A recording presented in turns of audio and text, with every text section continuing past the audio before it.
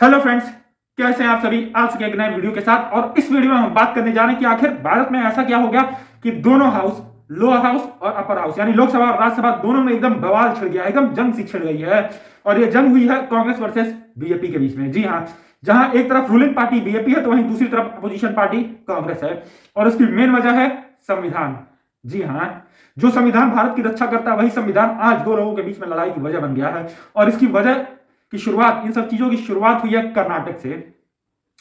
कर्नाटक के deputy chief minister Shiva Kumar ने एक बयान दे दिया। उन्होंने राज्य में, जी हां, उन्होंने राज्य में 4% मुस्लिम रिजर्वेशन लागू कर दिया।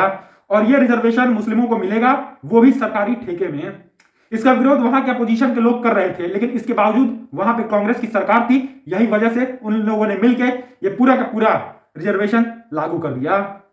और इसके बाद जब लोगों ने और मीडिया ने उनसे पूछा कि ऐसा उन्होंने क्यों किया है, क्योंकि भारत के संविधान में साफ साफ लिखा है कि किसी भी रिलीजन के बेस पे किसी भी तरह का कोई रिजर्वेशन नहीं मिलना चाहिए। तो ऐसे में मुस्लिम रिलीजन को क्यों 4% का रिजर्वेशन दिया जा रहा है सरकारी ठेके में। जिसके बाद से शिव कुमार जी ने कहा है कि जैसे भारत धीरे धीरे बदल रहा है और हर चीजें बदल रही है, वैसे आने वाले समय में कई ऐसी चीजें होंगी जो संविधान को भी बदलेंगी। ऐसे में जिसके बाद से पूरा का पूरा बवाल शुरू हो गया, जहां एक तरफ बीजेपी ने सीधा आरोप लगाया है कि कांग्रेस वाले सिर्फ दिखाते हैं कि वो संविधान को हाथ में लेके बस घूमते हैं, वो संविधान के बारे में कुछ जानते नहीं और सिर्फ संविधान के साथ खेलते हैं और आए दिन संविधान को बस बदलते हैं। ऐसे में इसके बाद कांग्रेस ने भी पलटवार किया है।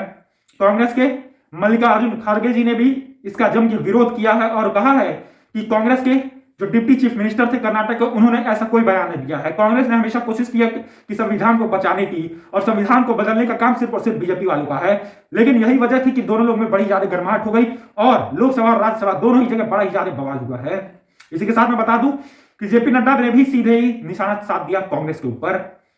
उन्होंने भी सीधे कांग्रेस को कहा है कि कांग्रेस आए दिन कुछ ना कुछ करते रहती है और साथ ही में हमेशा वो लोग संविधान के साथ हमेशा मजाक करते हैं और उसे बदलते रहते हैं। इसी के साथ मैं बता दूं कि दोनों गुटों में बड़ी ज्यादा ही लड़ाई की स्थिति उत्पन्न हो गई है। इतना ही नहीं बल्कि दिल्ली से लेकर कर्नाटक तक बीजेपी वाले हर तरफ सिर्फ शिव कुमार जी का विरोध कर रहे हैं। ऐसे में क्योंकि बीजेपी वालों को एक मौका मिल गया है, वो कांग्रेस का जमकर विरोध कर रहे हैं। लेकिन सोचने वाली बात यह भी है कि आखिर जरूरत क्या था कि यह रिजर्वेशन देने का, वो भी जाति के और रिलीजन के आधार पे। अगर आपको देना ही था रिजर्वेशन तो गरीबों को दीजिए, पिछड़े वर्गों को दीजिए, लेकिन नहीं, आप देंगे सिर्फ और सिर्फ एक पर्टिकुलर रिलीजन को, तब तो दंगा होगा ही, तब तो लोग गुस्सा करेंगे, तब तो सवाल उठेंगे ही।